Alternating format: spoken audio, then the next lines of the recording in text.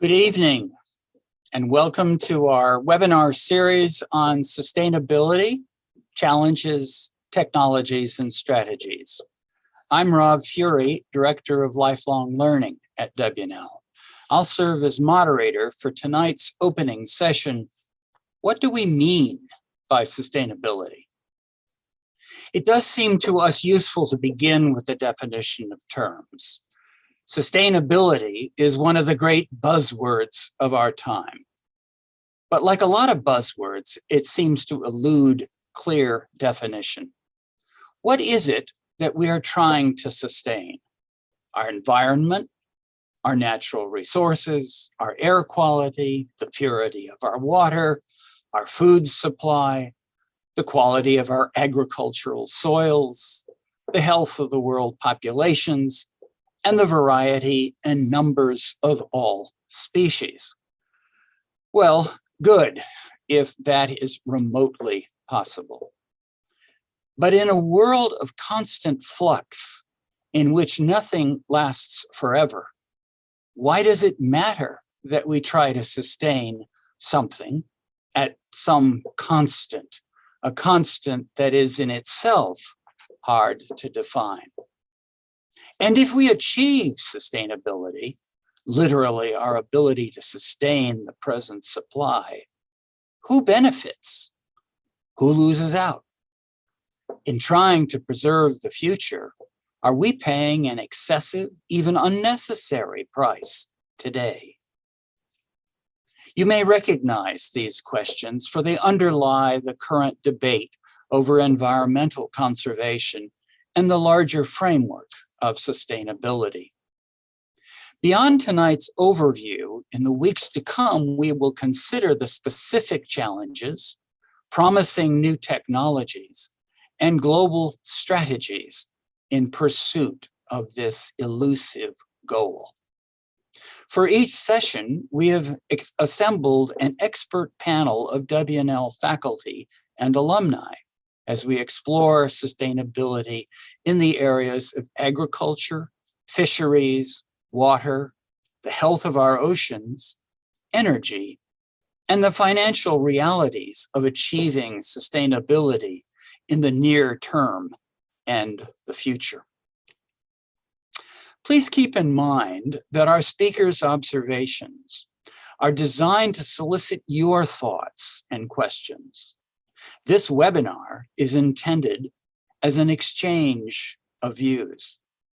Toward this end, we will devote the final 30 minutes of this session to the comments and questions you raise via the chat button at the bottom of your screens. Thank you for participating in this discussion. We are privileged tonight to have with us two WNL faculty and an alumna well acquainted with the issues. We'll begin with WNL economics professor Jim Casey, who is serving as the faculty advisor for this series. A member of the WNL class of 1991, Jim earned his PhD from the College of Natural Resources at North Carolina State University. As an economist who focuses on the intersection between local stakeholders and environmental scientists, Jim knows firsthand the competing values of economic development and environmental conservation. Robert Humston is professor of biology and director for the John Kyle Spencer Program in Environmental Studies at WNL.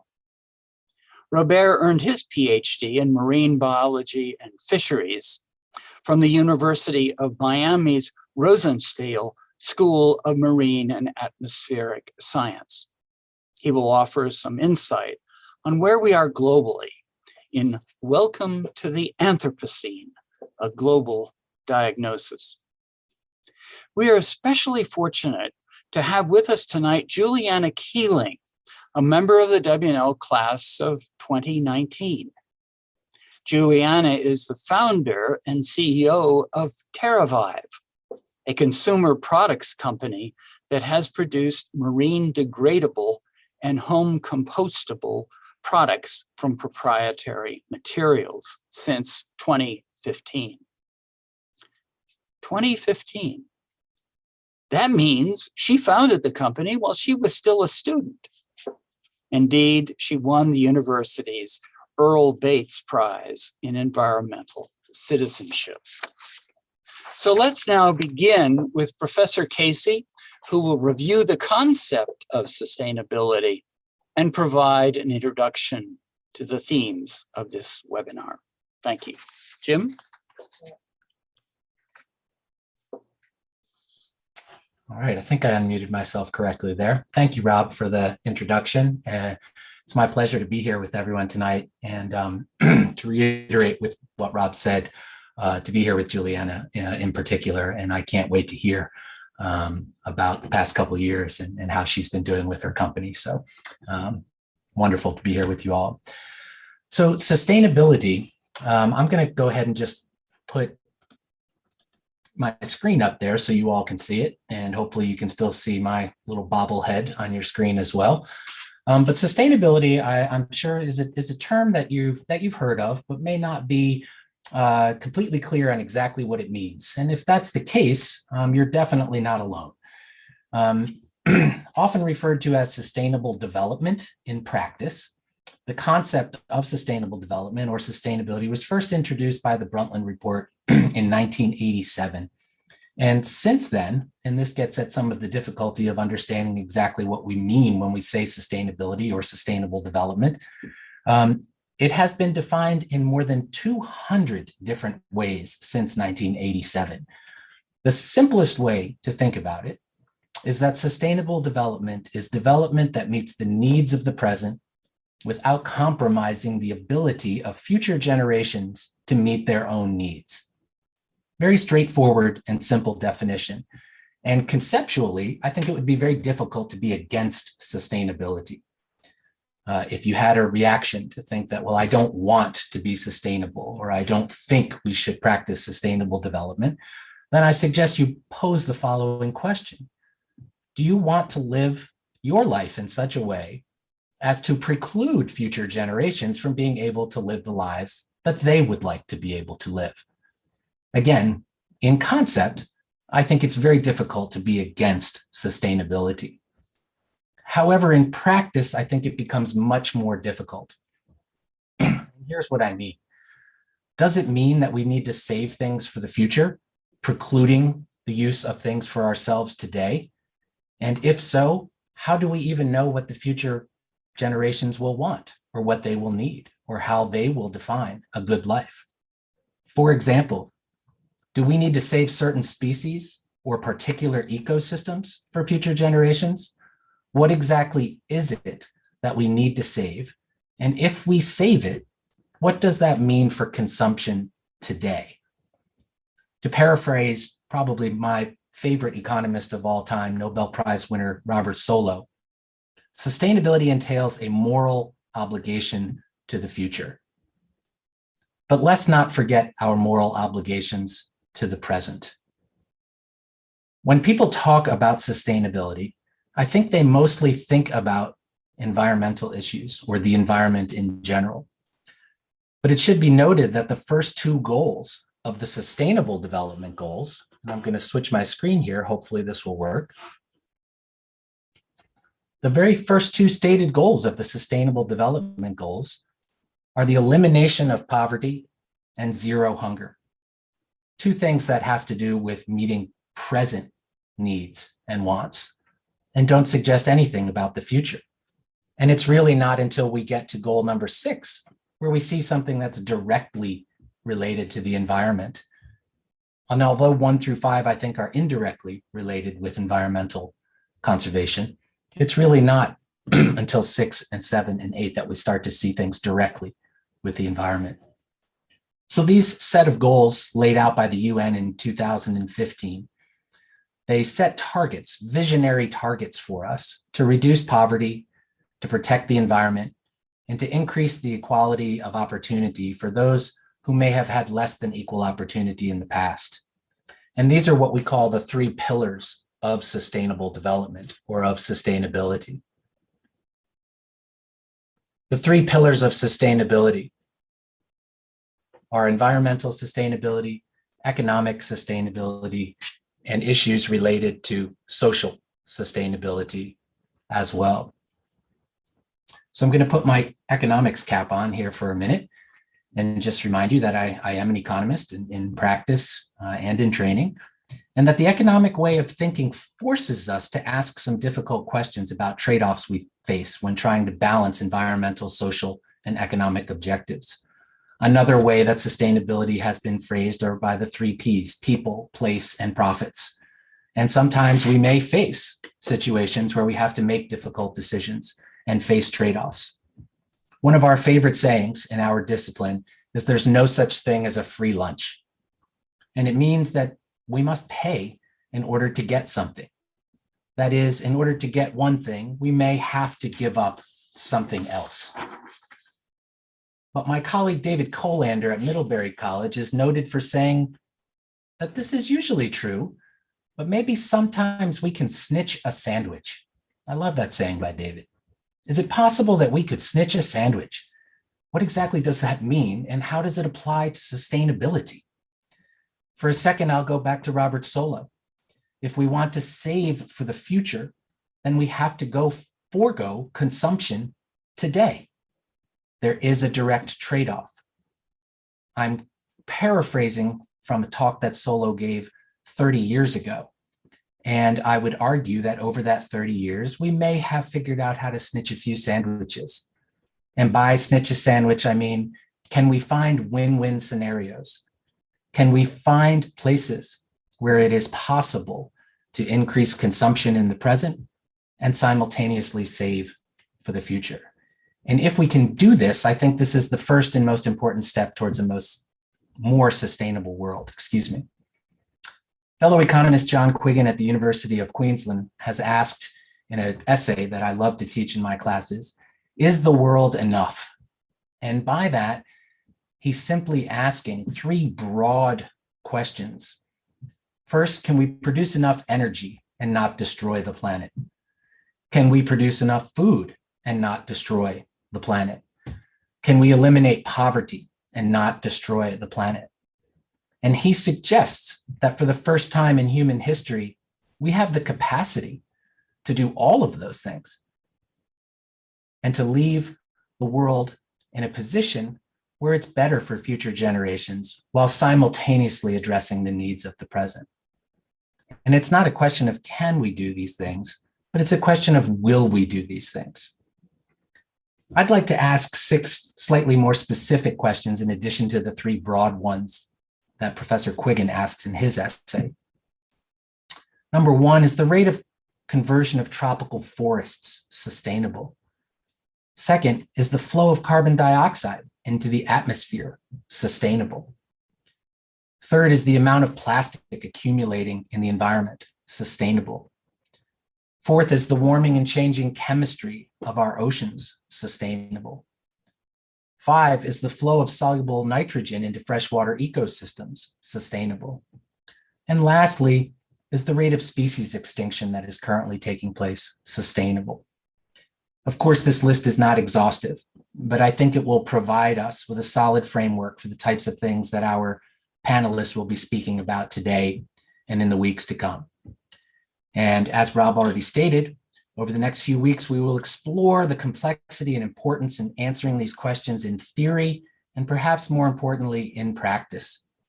Faculty will be sharing their research experiences as it relates to creating a more sustainable future, and we will hear from alumni working in the trenches to implement policies and business models aimed at achieving sustainability in the areas of food production, plastics, climate stability, and energy and ocean management. And with that, I'd like to turn things over to my friend and colleague, Professor Robert Humston.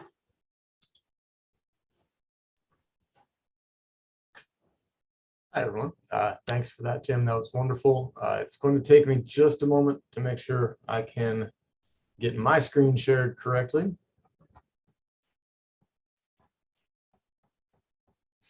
And there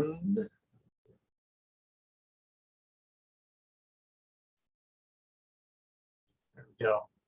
I hope you all can see that.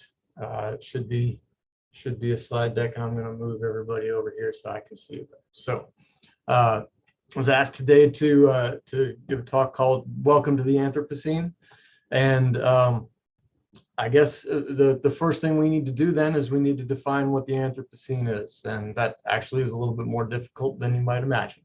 I put this image up here because it represents to me two things.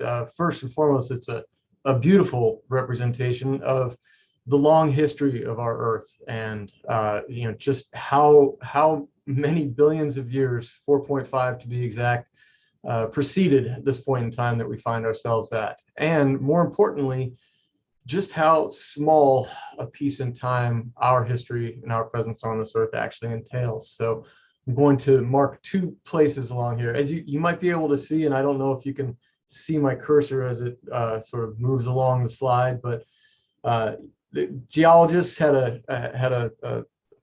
tendency to lump the history of the Earth into distinct, unique periods in the Earth's history, where the Earth had certain conditions, biotic conditions and abiotic conditions, and they gave these periods names. And one of these periods was about 2 million years ago. The Pleistocene epoch began, and in that time was the first emergence of Homo sapiens. But the first true sort of modern humans emerged much later on, only about 12,000 years ago, at the start of what we would call the Holocene epoch. And that period of time, the roughly 12,000 years of modern human existence, as it were, represents only 0.00026% of the history of Earth. And my favorite analogy for this is if you took a jumbo roll of toilet paper, our history on Earth would not even be one sheet of that jumbo roll. If the entire roll of toilet paper represented the length of the history of Earth, it would be 1/10 of one sheet of that jumbo roll. The proposal that we should define the current state as the Anthropocene came around the turn of the century, when a few scientists recommended that we were now entering an era when the dominant sort of unique feature of Earth was the presence of humans and the impact of human activity. And so the sort of functional definition has been the Anthropocene is the period in Earth's history when human activity started to have a significant impact on the planet's climate and ecosystems. But there's one word in there that's super problematic, and that's started. And that has led people to argue about when should we decide it started. Should we could look at the advent of large-scale agriculture, for example, and land transformation to support agriculture as really the start of the impact of human existence. And if that's the case, we would be going back again to the rise of modern humans, which is defined by the rise of agriculture and modern human settlements. But others would argue that we should be going back to antiquity and the rise of modern civilization, in which land transformation took on whole new meanings and broader expansion of human presence on Earth. Others would say that perhaps the most recent and best definition for it would be when radioactive debris was first sort of scattered across the surface of the Earth following the tests of the first atomic bombs in 1945, and this one pictured here from Bikini Atoll in 1946. When I ask my students in my introductory class what they feel should mark the start of the Anthropocene, the most common answer I get is the Industrial Revolution, because it marks the real, sort of start of large-scale burning of fossil fuels and accumulation of greenhouse gases in our atmosphere. And that is certainly a useful marker. So what I'm showing here are temperature and CO2 data reconstructed from ice core proxies from Antarctica. And the red line indicates temperature, the blue line indicates CO2. And if you look, this goes back 400,000 years, well back before the Holocene and into the Pleistocene. And what you see is that on the right-hand side, we're moving from left to right. We're moving from past towards the present. And if you look at the level of CO2 in our atmosphere, it's head and shoulders above anything that's been seen in the last 2 million years, when CO2 on average was somewhere around 250 parts per million in our atmosphere. And right now, in this winter, it's hovering around 420. And so that certainly does mark a significant change in conditions on Earth corresponding with human activity. And it's worth noting that, you know, this comes well into the sort of late stages of the emergence of modern humans. But the reason I put this additional annotation up here is to demonstrate one really important point that can be gleaned from this chart, and that the start of the Holocene around 12,000 years ago and the emergence of modern humans and agriculture and settlements corresponds with a remarkably stable period of temperature in our Earth's history. In fact, it's unprecedented in the previous temperature records for the Pleistocene. So this stable temperature, this warmer globe with abundant oceans, abundant surface water left behind by the receding glaciers, really provided unique conditions for the emergence of modern humans and the evolution of modern human society. And that's important to bear in mind. What it tells us, in the words of Thomas Berry, one of my favorite quotes, is that in order to understand sustainability, we have to recognize that the Earth is primary and humans are derivative, and that the Earth provided the foundations and the setting for humans to evolve. And now we have to bear this in mind as we think about our current rate of impact on the world. We may not have been on this Earth for very long, but we are rapidly changing the Earth in ways that we are still seeking to understand. And that really requires us then to ask the question of whether or not, under the current conditions, the Earth will continue to be able to sustain us in the way that it has so far. And that really is the usefulness of the Anthropocene as a concept. The Anthropocene, you know, as an epoch, deciding when it started, how long it's been going on, but, you know, maybe that's really more of an academic conversation. But the utility of thinking about it is that it puts us into this frame of mind where we have to recognize the long history of the Earth and the relatively short history of humans, and the scale of change that we are initiating through our actions. So this becomes even more important to ask this idea of whether or not Earth can continue to sustain us when we think about the rate of world population growth that's been going on now for quite some time. In 1968, the biologist Paul Ehrlich suggested in his book, The Population Bomb, that we were running out of resources to support humanity. And it is true that there are more humans on Earth today than ever before in Earth's history, by orders of magnitude. And even with what we see as a slowing down in the growth rate of human populations, it's likely to continue growing through the end of the next century, or through the start of the next century. So this needs to be considered in the context of sustainability, but not in the way that Paul Ehrlich suggested. Sustainability is about responsible resource use to support current and future generations. So the future population state absolutely has to be considered in that planning. But I want to emphasize this in the strongest possible terms. Population is not the problem. It's important to recognize this.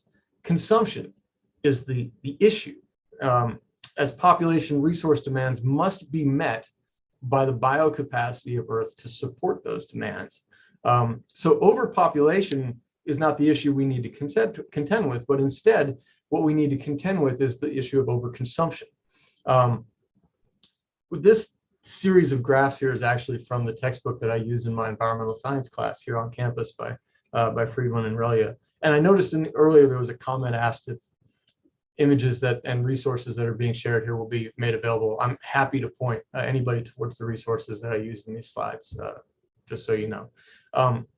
What this image illustrates is the resource use by people in green, developed nations, and in beige, in developing nations. And following this definition, only about 20% of the world's populations live in countries that fall within the definition of developed countries, based on economic production.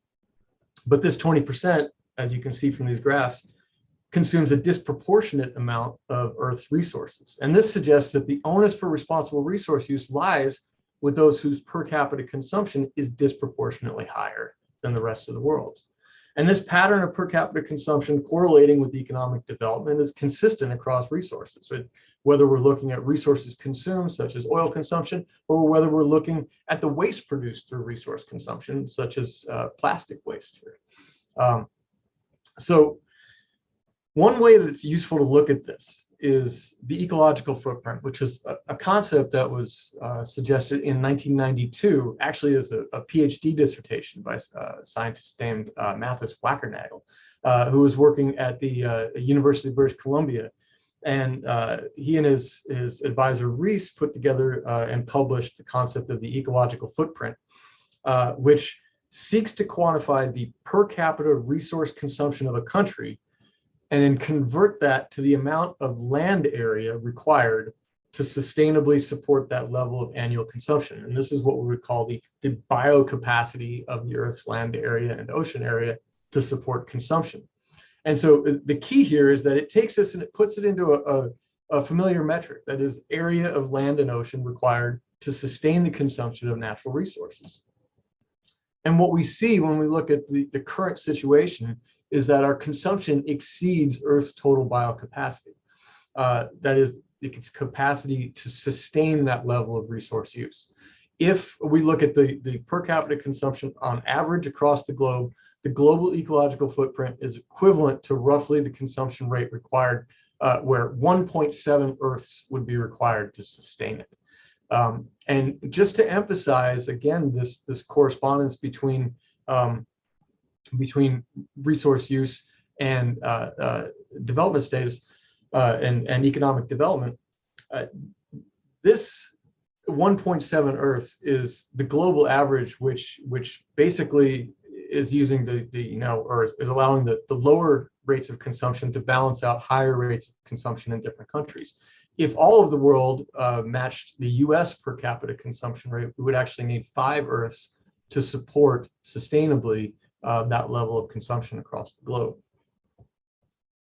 So looking at it through this lens allows us to understand the challenges in sustainability and sustainable relationships with the Earth.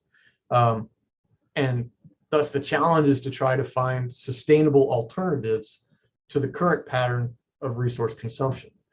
And the good news is that there are solutions to this. There are solutions to resolve this challenge, and more are emerging every day.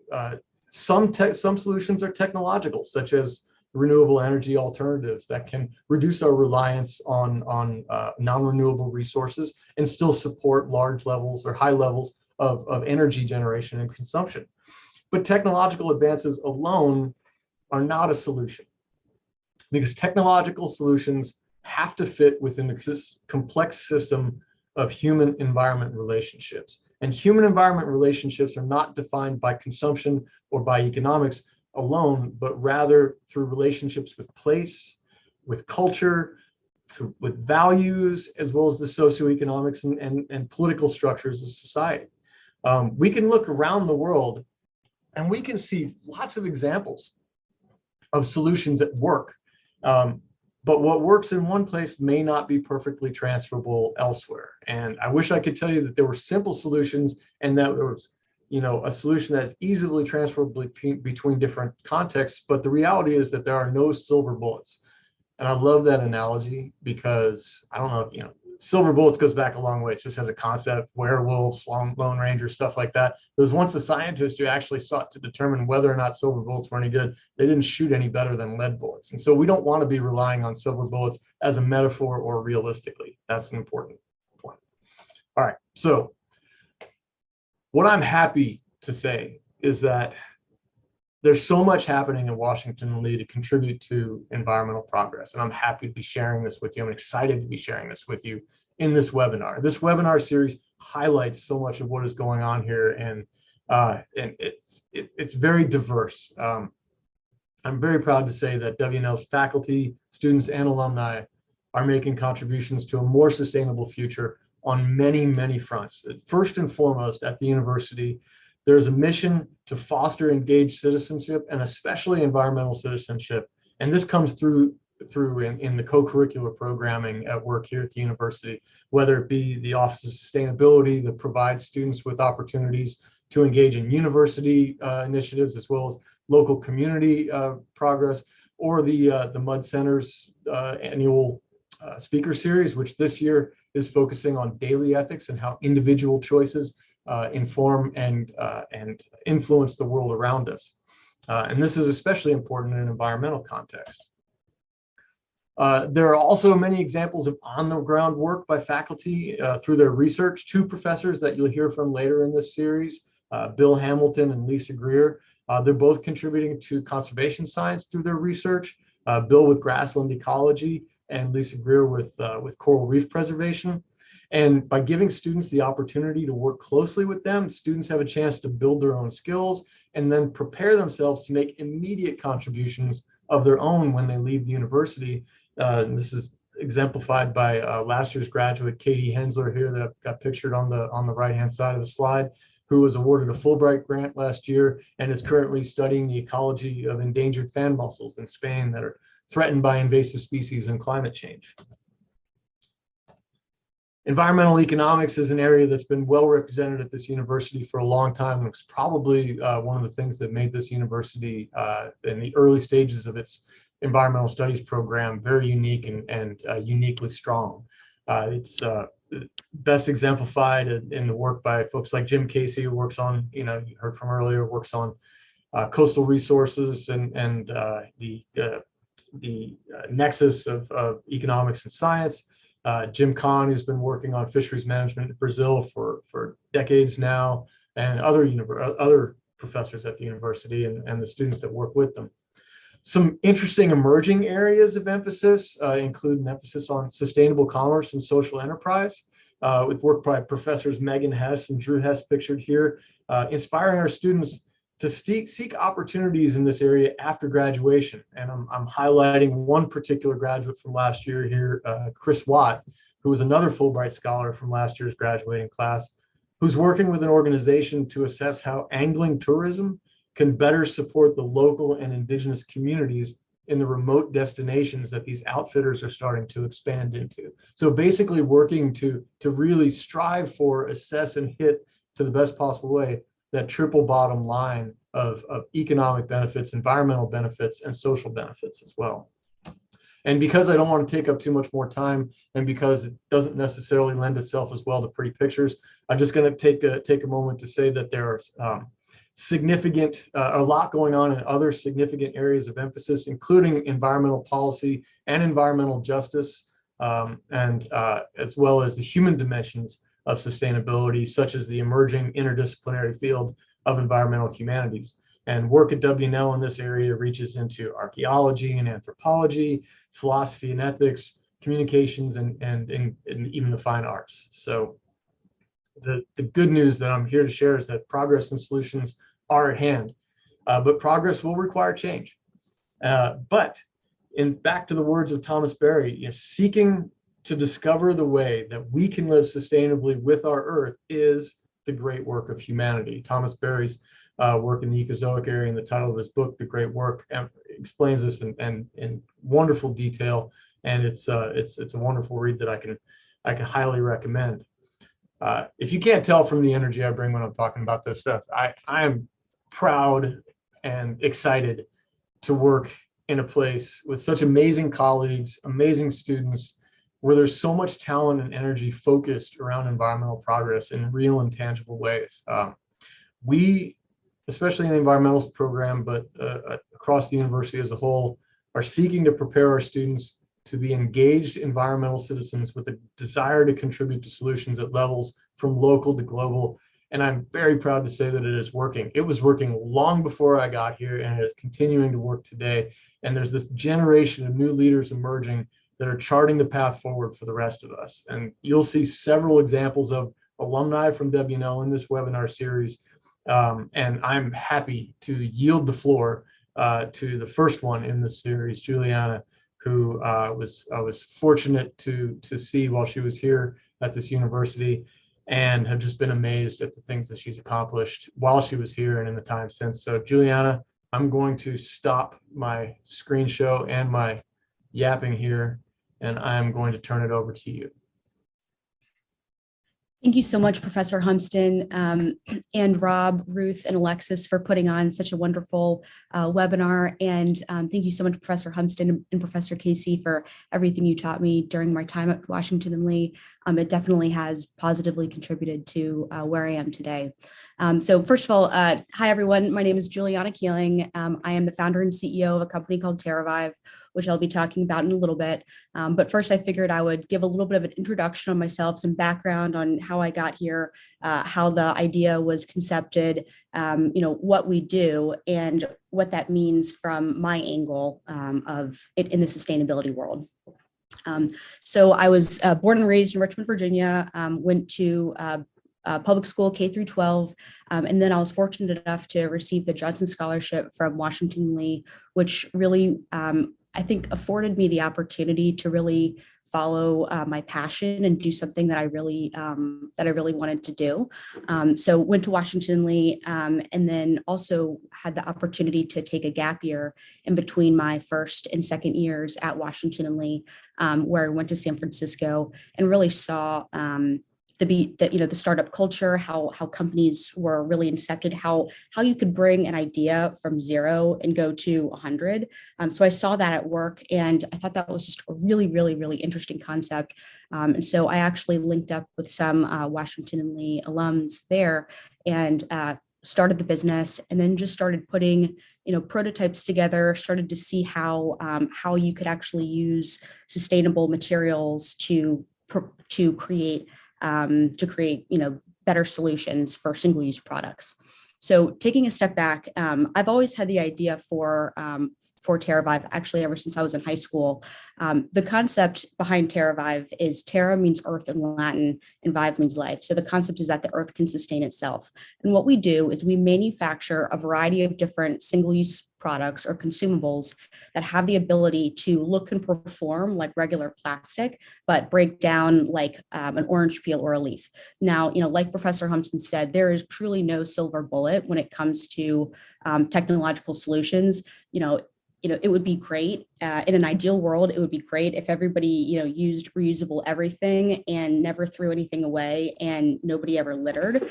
But the reality of the situation, what we found is that single-use plastic still is used, very widely in the U.S. and definitely around the world, and there still are a lot of good uses for it. We just essentially chose the wrong material in the beginning to produce a single-use plastic. So polyethylene or regular plastic, it can last, hundreds of thousands of years. I think I saw one statistic that said every single piece of plastic that's ever been produced is still actually on the earth today. So that doesn't really match up with the use case. So what we do is we actually take a novel and proprietary material that we utilize. It's completely plant-based, naturally occurring in the body and in the environment. And we actually turn that into different types of single-use products, which have the same form and function as plastic, but they don't require consumers to make sacrifices on that end. So that's essentially what we do with Terra Vive. I think from my angle of sustainability, there's a couple different ways that people in industry look at it. I'm sure a lot of people here have heard about ESG reporting and sustainability. The NASDAQ just made a requirement that all companies have to report on their scope 1, 2, and 3 emissions. Terra Vive is more situated in the scope 3 emissions of that. A lot of other companies and innovations are more focused on the emissions side of it. So essentially, what's really driving this is regulation and consumer sentiment changing. Definitely what I've seen is, definitely the 30 and under crowd really, really cares about sustainability. They all have one foot in that camp, and they're absolutely driving industry and their employers to utilize more sustainable solutions, and regulation is following behind that. So, cities, counties, states, and even the federal government is looking at ways to reduce single-use plastic, ways to accelerate a transition to a more net zero or carbon neutral future. I mean, just look at what's going on in Europe right now. I think France has banned all single-use plastic. I was just there recently traveling for a conference. Every store, shop, coffee bar you go into, you will not see one piece of plastic anywhere. It's all paperboard, fiber. There's no sight of plastic anywhere. And so watching this transition, I think that we've been able to grow the business in the way that we have because we've hit the time correctly with the rise of sustainability, the need for products that consumers don't really have to make huge sacrifices on, and just an overall consumer willingness to adopt these changes and create a better future for tomorrow. So with that, I mean, I don't want to talk everyone's ear off. I mean, I'd love to make this interactive. That's pretty much my story, what I do with Terra Vive. I guess I can also mention another kind of unique thing on the sustainability side is we really focus on making all of our products here in the USA. And that's for a couple different reasons. On the business side, that's for resilience and reliability in the supply chains. I'm sure everybody's heard about issues related to, not being able to get their Amazon deliveries or, something, taking, forever and a day to arrive. How we've been able to grow our business over the past 2 years and essentially survive the very challenging market conditions that that the COVID and the lockdowns have created is by having our own, full control over our supply chain. So we now utilize 16 different factories across the US. On the environmental side, and I see we have a question here that I'll address in a little bit. On the environmental side, what it also means is that we're not producing so many greenhouse gas emissions associated with bringing freight across the Pacific. And then on a third level, on a social level, we also are making sure that we're using factories and working with factories that treat workers fairly and that do not are never going to be subject to any sort of human rights violations, which being in this industry, I know happens all the time around the world, unfortunately. So we have the ability to really build the right kind of business that addresses a lot of those sustainable development initiatives that Professor Casey laid out earlier. So with that, that's Terra Vive in a nutshell. That's what I do. I see we have a question down here that I'm happy to address. Julianna, I think what we'll do is give our audience an opportunity to draft some questions. Yeah. But I'd like to begin while they're formulating their questions or observations, Julianna. I'd like to ask you a little bit more about how you developed this company. I understand that you've been interested in eliminating single-use containers even before you went to college. But then you went away for a year. You took a gap year and you went out west California at Silicon Valley, or oddly named Silicon. And you decided that you could put into practice some of these sensitivities, some of these objectives. And you came back to Washington and Lee, and then at that time began developing Terra Vive. Is that the narrative? Well, so I actually started working with these types of materials when I was in high school, actually. And the actual business around it, I started it when I was in college. And then when I graduated from college, I was fortunate enough to meet actually a VMI alum who teamed with me. He started 6 other businesses, a very seasoned technology executive, and really helped to scale the business to what it is today. He really was the one who put the business structure behind what I'm doing now. So that was really helpful. So it's really been it's the opposite of an overnight success. It's really been a lot of years in the making. But the timeline that you mentioned, that's essentially what happened. It's, it all started off with doing some, experiments. I ended up contracting out a lot of the research, and just tinkering with a lot of things, trying different things, and seeing a lot of different results. Good. Do you have any available illustration of a product or two that you manufactured through Terra Vive? Yes, absolutely. Can you show us that? Yes, and Alexis, would you be able to screen share that with everyone? Yes. So, sorry, I meant to bring this up earlier in our conversation, but essentially we manufacture 3 different categories of products. The products on the left are, one, we call it our disposable tabletop category, which is cutlery, cups, straws, and lids. So what it is, it's this biopolymer or bioplastic that looks just like regular, not just like, but it really performs with the same form and function as regular plastic. The polymer or the raw material is formulated in such a way that it can be run on existing plastic machinery. And so we produce, very consumer friendly alternatives to the cutlery, cups, straws, and lids that many consumers know and love today. We also produce fiber takeout. So think, all of the, I'm sure that, Washington Lee has some at the D Hall and, other dining facilities. It's fiber clamshells, takeout products, plates, bowls, etc. And that's actually made from a fiber material that's grown here in the US. We use the upcycled, it's actually an upcycled process. So the raw material is extracted from the plant, and we take the waste material and then actually turn that into fiber takeout that's been processed. And then we also produce film or bags. This is more of a developing area that we're continuing to work on, but we're actually looking at making a film that really truly has the ability to look and perform like all different types of low density polyethylenes, high density polyethylenes, but it actually can break down very, very quickly and easily in a variety of different environments.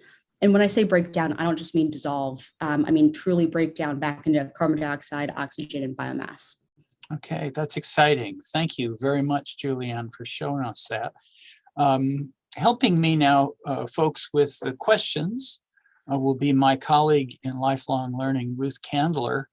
And together, she and I will look at the chat function and select some of your questions. Ruth, do you have a question of your own before we turn to the chat? I do. Well, actually, I'm going to turn. There are a lot of answers coming in on the chat, so I'm going to go ahead and begin with some of our guest questions. So, Julianna, this is probably for you, but I think Jim and Robert, if you had thoughts on this, you could also chime in. But how do you fight the American Petroleum Institute and the American plastic industry lobbies economically and morally to affect change? I can speak to that if you would like, Professors Casey and Humston, if unless you wanted to talk about it first. So basically, what we found is that there's absolutely very strong lobbying that's going on in the on the Hill related to keeping the petroleum industry busy. And how I kind of look at it is there's always going to be some kind of need for plastic. If you've got car parts, you've got pieces in your house, you've got part of a, artillery or some kind of weapon that, needs to be extremely sturdy. Plastic is probably going to be great for that. It's just single-use plastic doesn't really pass the common sense test. So, on the single-use side and on the, climate change related side and, waste reduction and pollution side, what we found is that there's been a groundswell of consumer sentiment that really is not a fan of plastic, and that really wants plastic to be rid from our landfills and our oceans. And they're the ones that are actually driving companies. They're driving, the NASDAQ. They're driving Wall Street to force companies to make changes that are not in line with these petroleum lobbyists. And that has actually been an extremely strong force, rather than just kind of like beating somebody head to head on the lobbying side. I think that the lobbying side is growing on the environmental side. It's obviously nowhere near where the petroleum side is, but it's definitely growing. But one thing that we do definitely have is consumer sentiment and an entire generation of people who are, dying to get this stuff just out. So I hope that answered your question. Good. Robert, Jim, any thoughts? Robert? I would just like to add a heck yeah, I guess, at the end of Julianna's there, which when she mentioned consumer sentiment, that's one thing that I'm learning through working with the students that I work with here is that engaged environmental citizenship, this long sort of standing debate about is it collective action that's going to further us, or is it individual actions that are going to get us out of this? It's not an either or, it's both. And individual actions, individual choices can support and spur collective responses, whether that is political responses or market responses. And I think, when Julianna points to consumer sentiment as being one of the driving forces behind this opportunity, I think that's where all of us have an opportunity to play, or a role to play in moving the needle. Good. Julianna, there's another question that relates to your success with Terra Vive. And the question is, as demand rises for your unique product, how will you expand your production facilities without emitting more CO2? Great question. Thank you, Rob, for bringing that up, and Chris for the question. I think one way that we are trying to address it today is by working with building and working with facilities that are permitted and that pass the U.S. EPA's requirements, which I think are just going to continue to get stronger and strengthened, definitely over this presidential administration. But I think all we can try to do is utilize renewable and clean energies where we can, and make sure that all of the equipment and infrastructure that we're utilizing is as efficient as it can possibly be. So case in point, I was actually meeting, I'm actually in Pittsburgh, Pennsylvania right now, and I was meeting with a friend of mine who's developed a technology that actually has the ability to increase the efficiency of HVAC systems by 10 to 20%. And there's all kinds of different interesting innovations like this that can actually enable an HVAC system or some kind of any kind of heating and cooling piece of equipment to run more efficiently and effectively without using as much fuel. So those are the kinds of things that we're looking at incorporating into our processes and into our business, because ultimately we want to be sustainable, not only producing sustainable products, but we want to be running a sustainable business on all fronts. Good, thank you. So Julianna, this is another question for you, and it's coming in through our Q&A. And so we're looking at questions in our Q&A as well as our chat. So being domestically based, it makes sense that Terra Vive is cutting potential cost of emissions from transoceanic shipping. Out of curiosity, has Terra Vive begun to develop offices or production factories in other countries to spread use of more sustainable consumables? That's a great question. And we've looked at it. Right now we ship into every state in the country. We also ship into every continent around the world. So we've looked at, standing up other production facilities. We've looked at running warehouses in other areas around the world. And it's definitely something that we would consider, specifically, definitely in areas where regulation is pushing and driving change. So that's a great point. I guess, did that answer the question, or? I hope that answered. I believe so, okay. yeah. Okay. Mm-hmm. Here's another question. Jim, I'd like to go back to something that you said earlier so that Julianna can catch her breath for a while. Jim, you mentioned something in your brief overview that there may be examples of our consuming a resource today, mindful that tomorrow our descendants will have developed a replacement. Is that just a rationalization, or is that actually happening with reliable predictions of future technologies? I don't think it's a rationalization, and you know, we're always developing substitutes for different things. I think that one of the silly examples that I use in my classes, I ask my students how many of them read by their whale oil lamp last night. And I've never had a student raise their hand in a quarter of a century. No one has ever said they were reading by whale oil lamp. There was a time period when we were globally petrified we were going to run out of whale oil. We were over harvesting them, and people didn't know what we were going to use for fuel to create light. I don't think we worry about that. And what this point illustrates is that when it comes to two different forms of capital, natural capital and environmental capital, and the obsession with running out of things, I think historically has always been there. And it's something that John Crutilla actually addressed in his 1968 paper, Conservation Reconsidered, whereby we don't necessarily have to worry about running out of, let's say, non-renewable resources like petroleum. The problem is the amount of waste that gets dissipated back into the environment from using those fuels. The market will actually do a very good job of telling us when there's scarcity of things that are priced in markets. It's the things that aren't priced in the markets, like climate change, that we really have to think about. So the environmental externalities, and not necessarily the lack of substitutes for things that, you know, we do come up with interesting substitutes. Not that, you know, back to Robert's point earlier, substitution isn't a silver bullet, that's for sure. And there may be places where we need to think about, if there aren't substitutes, being very careful to sustain those types of resources. I hope that helps a little bit. Good, thank you, Jim. Right, so Julianna, this question has come in a couple of different places, but it's very specific. Are you developing a competitor to Saran wrap?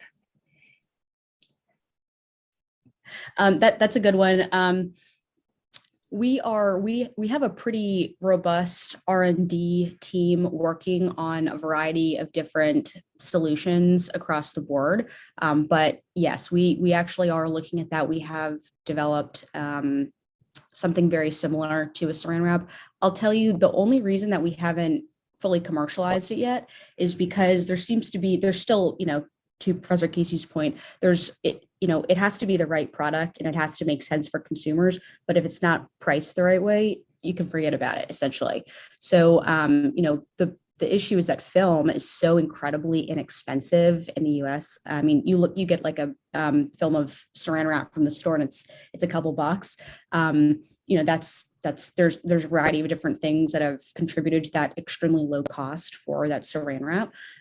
But you know, the cost of alternative materials that are made more sustainably and, you know, can break down effectively, and that can break down effectively in a variety of environments, you know, it is more expensive. So, but, you know, there is a market out there for the people who, you know, are using, you know, like bee wrap for you know, their Saran wrap. So the market's growing, it's developing. We are working on something like that, as well as a variety of other things. So I'm seeing all these comments come in. Yes, Julianna, we're having an avalanche of questions and comments, and I'm sorry that you've been put on the spot. You can wave your hand for relief from your colleagues here on the panel if you need to, but this specifically has to do with the economy within your company. How do you plan to build your brand past the science and into the consumer front? Yeah, that's another good question. So one of the things that we focused on from the beginning is going B2B or business to business. So, there's people who are real. One of the things that I learned when I was living in San Francisco is I worked for a very high growth startup. They received something on the order of $200 million in venture funding without selling, one product. And their strategy was direct to consumer. And they had, they brought the best in the business to, to develop that strategy. And what ended up happening is, they had this amazing marketing strategy. Everything was perfect. The PR was excellent. And what happened was there was one, bad story that leaked about the product on CNN or something like that. And then it just became this whole avalanche of bad PR, and the company ended up dying. And, the investors lost their $200 million. What I learned from that experience is direct to consumer is extremely hard. And there are people who are really good at it, and there are people who are not. And what I've seen over the course of different, experiences is that B2B is where we want to be for our type of business. It's, focus on operations, execute on sales, and execute on business development, and you have a business. The consumer side is a little bit more nebulous. So in terms of developing a brand for consumers, I'm not really that focused on that right now. I'm primarily focused on creating a brand that's appealing to other, businesses that buy our products. But that's a great question. And, potentially sometime in the future, it'll be developed more for the consumer side, and, somebody will come in and create, a beautiful story, for consumers. But for right now, it's primarily focused on marketing to businesses. Okay, so we won't be buying your biodegradable utensils through Amazon. We're going to have to rely on your relationship with various retail entities then. Yeah, I guess I'll mention it. I can't mention it now, but there's a very large international store that is going to be carrying our products in all of their stores, and they're within walking distance of a lot of probably most people on this call, and you can pick one up there. So I'll let you know when that's becomes public and I'm able to talk about it. All right, Ruth.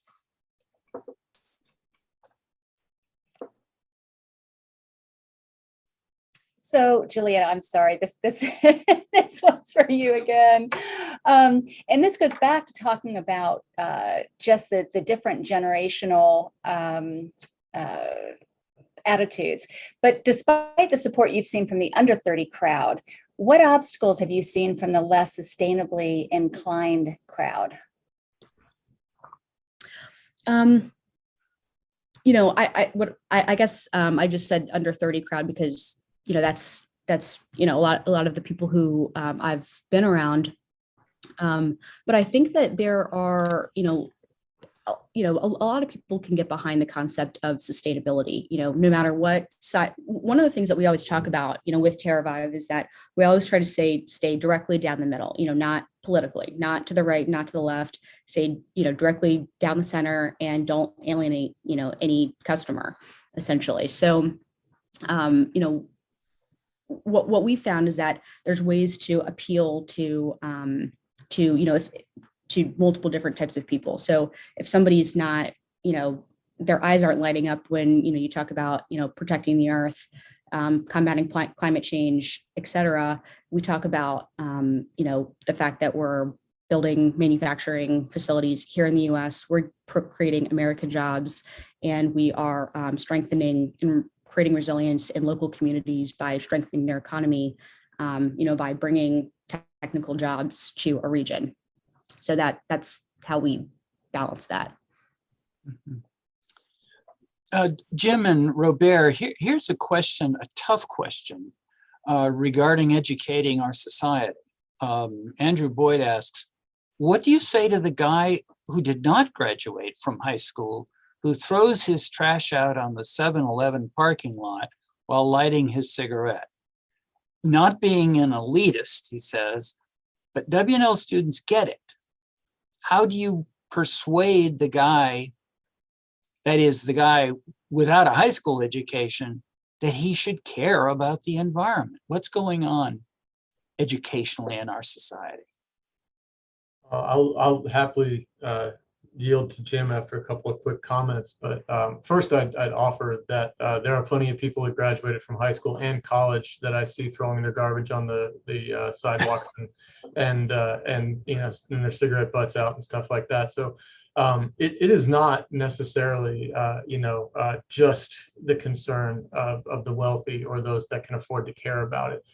There is lots of evidence that that communities in lower lower economic communities also care deeply about environmental challenges and environmental progress. But just as Jim pointed out when he was talking about the conditions for sustainability, it is important to address intra-generational justice as well as intergenerational justice when it comes to resource consumption and excuse me, environmental conditions and environmental rights. So I guess what I would say to that, the way I would answer that would be, I'm not sure there's anything you can say to anybody that's throwing their trash on the ground outside the 7-Eleven and putting their cigarette butt out under their shoe and walking on, that's going to make them care about the environment in that moment. There are people that don't see it that way for lots of reasons, and it will take more than just saying something to them to get them to care. But on the other hand, by addressing social injustice and which a lot of there's a lot of good literature that says that environmental progress will only come in either after or at the same time as social progress. By addressing those needs first or at the same time, we can see better buy-in for environmental progress. We can learn from the mistakes of not trying to engage those communities in the past and try to do better this time around through those types of efforts. I hope that answers your question, Andrew, and I hope it didn't seem like I was being flipped. Good. Jim, follow up on that? Sure. So there's two things that popped into my mind. Both, I think, add-ons to what Robert has already said. But the first one was Robert's point earlier about consumption. And if we think about higher education being correlated with higher incomes and higher incomes being correlated with more consumption and actually generating more waste than lower incomes, it kind of flips that narrative a little bit. And we do know that 10% of the global population is responsible for about 80% of the anthropogenic emissions. And so I think there's a way to kind of flip that story around a little bit, again, to recognize that it is, in fact, in many ways, an overconsumption by those of us, I throw myself in that category, who have the ability to consume too much. The second piece I would say is that where we see some of the most fervent environmental activism are actually in communities that are most impacted by negative environmental changes. So when we look out to who are the activists working to promote clean water, clean air, the protection of ecosystems in places like West Virginia and Eastern Kentucky and Southwest Virginia, what we see are individuals who come from areas where there isn't the access to education necessarily that other places might have. And so I don't know that that's necessarily true, because environmental activism can take shapes in lots and lots of different ways. And I have seen it where, again, those who are least able to sort of avoid environmental pollutants become the most active in trying to protect their children from those kinds of things. So maybe they could educate us in some ways. Mm-hmm. Mm-hmm. Good. Thanks, Jim. Ruth? So I did want to make a note, a comment for everybody, that there have been a few requests for the decks that Professor Casey and Humston have shared. And so we will do our best to get those to those that have requested it. If you would like a copy, you may email us at lifelong@wnlu.edu. And then there were also some comments about contacting Julianna, so we will forward those as well. So, and then Rob, we're about 15 minutes after the hour. Would you like to wrap up with a question? Well, there's one pretty challenging question, Jim, and he asks if you're maybe being a little naive about markets finding replacements. We nearly exterminated the whales. How would you answer that, Jim? Yeah, so I think, and maybe I didn't express this clearly, sort of the difference between thinking about certain types of environmental and natural assets or resources. And so we found replacements for the whale oil, which was one of the reasons that we were harvesting whales. But there are lots of other reasons that people harvested whales and continue to harvest whales. And I think the combination of all of those things is what led to almost the extinction. And still, I believe there are plenty of species that are threatened or endangered as we're speaking now. So I was alluding specifically to the example of thinking about the oil itself and recognizing that that wasn't a constraint to consuming in the present or in the future. And we actually can't rely, I guess maybe the final answer I would have to that question, and I don't believe that we can, and neither do any economists that I know, we can't purely rely on markets to find solutions to these problems and these questions that we're all asking. When we think about markets, that's the game that's played between producers and consumers. But there are the regulatory agencies and the state that set the rules for those games and enforce those rules. And those rules have to change, quite frankly. People have been asking about Julianna's company and its profitability and its expansion into different areas. If there was a price on plastic pollution, Julianna's business would be a lot more feasible. And so we currently have a system that allows firms to pass off costs into the environment and not pay those full costs. We could change that. Good.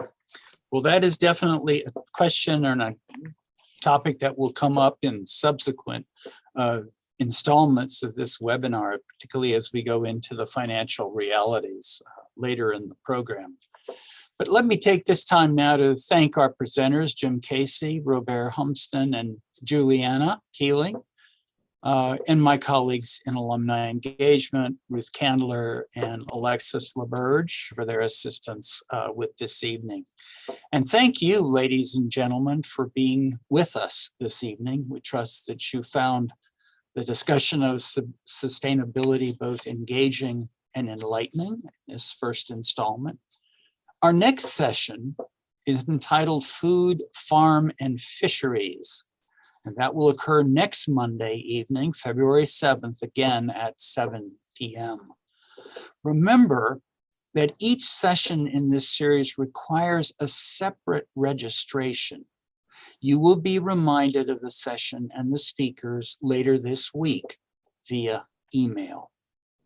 Until then, thank you again for being part of the Washington and Lake community, and please stay well. Good evening, everybody.